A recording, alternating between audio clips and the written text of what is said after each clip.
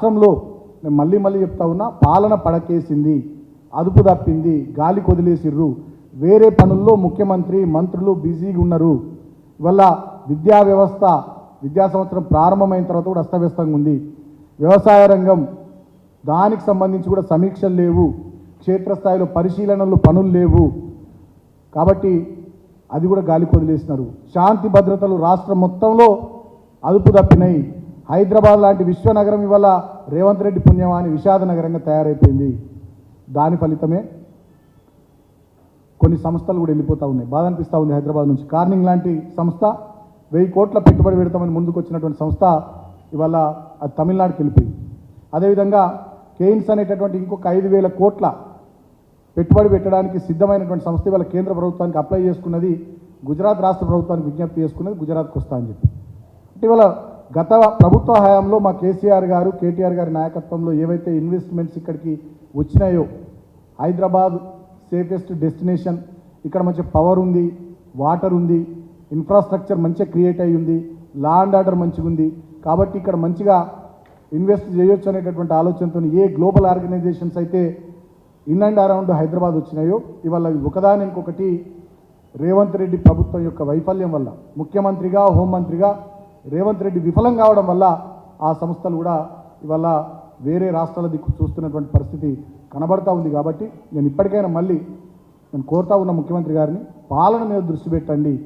విద్వేషాలు, విషపు ప్రచారాలు, దుష్ప్రచారాలు వీటి మీద కంటే కూడా, పగలు ప్రతీకారాలు, కక్షలు కార్పణ్యాల మీద కంటే కూడా ప్రజాపాలన మీరు ఏదైతే చెప్పినారో ఎన్నికల్లో దానికి సంబంధించి మీరు ఇచ్చినటువంటి మాటకు కట్టుబడి ప్రజలకు మంచి పరిపాలన అందించే ప్రయత్నం చేయాలని నేను ముఖ్యమంత్రి రేవంత్ రెడ్డి గారిని కోరుతా ఉన్నా.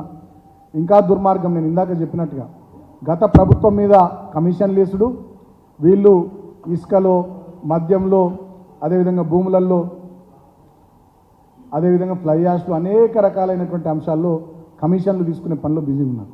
ఇవాళనే మా నాయకులు కేసీఆర్ గారు చాలా స్పష్టంగా వారు జస్టిస్ నరసింహారెడ్డి గారికి విద్యుత్ రంగానికి సంబంధించి గత ప్రభుత్వం తీసుకున్నటువంటి కొన్ని నిర్ణయాల మీద ఏదైతే కమిషన్ ఈ ప్రభుత్వం వేసిందో దానికి చాలా క్లియర్గా మా నాయకులు కేసీఆర్ గారు రిప్లై ఇవ్వడం జరిగింది. చాలా స్పష్టంగా వారు ఒక 3-4 అంశాలు చెప్పినారు. ఆనాడు 10 సంవత్సరాల కాలంలో తెలంగాణ విద్యుత్ రంగంలో మెరుగైన ప్రగతి సాధించడానికి మేము ఏం చేసినామో ఆ వాస్తవ విషయాలను కూడా వారు వివరించడం జరిగింది. అదేవిధంగా కమిషన్ యొక్క వ్యవహార శైలిని కూడా వారు ప్రశ్నించడం జరిగింది. కమిషన్ యొక్క శాంటిటీ అంటే ఒక రాజకీయ ప్రేరేపిత ఉద్దేశంతో ఈ కమిషన్ నియమించబడ్డట్టుగా స్పష్టంగా కనబడతా ఉంది. ఫైనల్ రిపోర్ట్ ఇవ్వకముందే వారు నరసింహారెడ్డి గారు ప్రెస్ మీట్ పెట్టి ఇష్టం వచ్చినట్టుగా స్టేట్మెంట్లు ఇవ్వడం వారి ఉద్దేశాన్ని చాలా స్పష్టంగా తెలియజేస్తుందంటూ కూడా దీంట్లో పేర్కొనడం జరిగింది.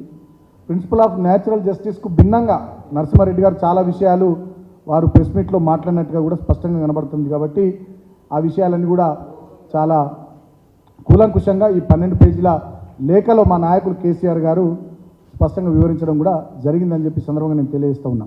నేను ఇంకో విషయం కూడా గుర్తు చేస్తూ ఉన్నా.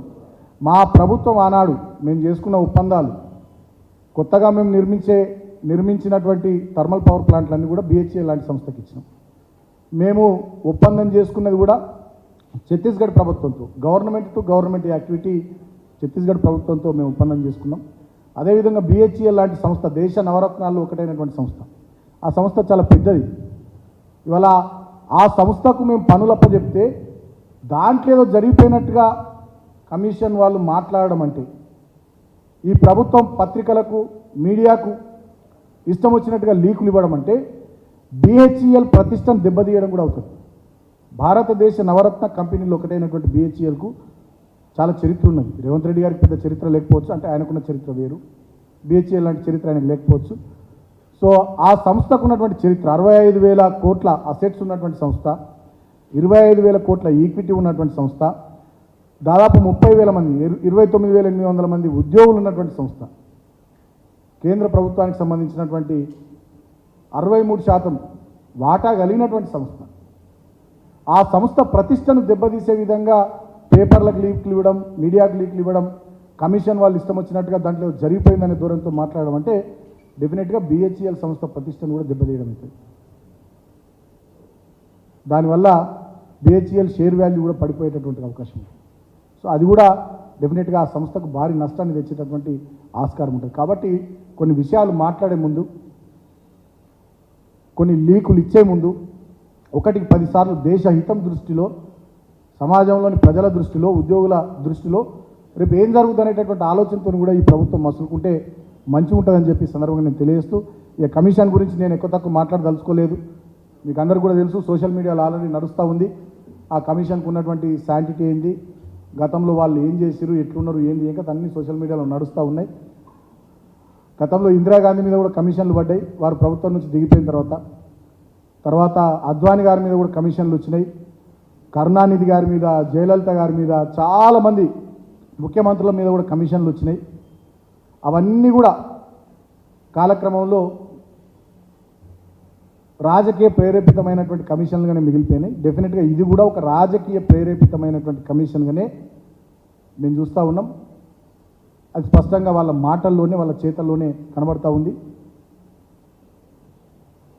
ఇటువంటి వాటితోని గత ప్రభుత్వంలో తెలంగాణ సాధించినటువంటి ప్రగతిని, తెలంగాణ సాధించిన విజయాల్ని తక్కువ చేసి చూపిస్తాం అనుకుంటే అది సూర్యుని మీద ఉమ్మేసినట్టే అయితే తప్ప ఇంకోటి కాదని నేను రేవంత్ రెడ్డి ప్రభుత్వానికి తెలియజేస్తూ ఉన్నాను.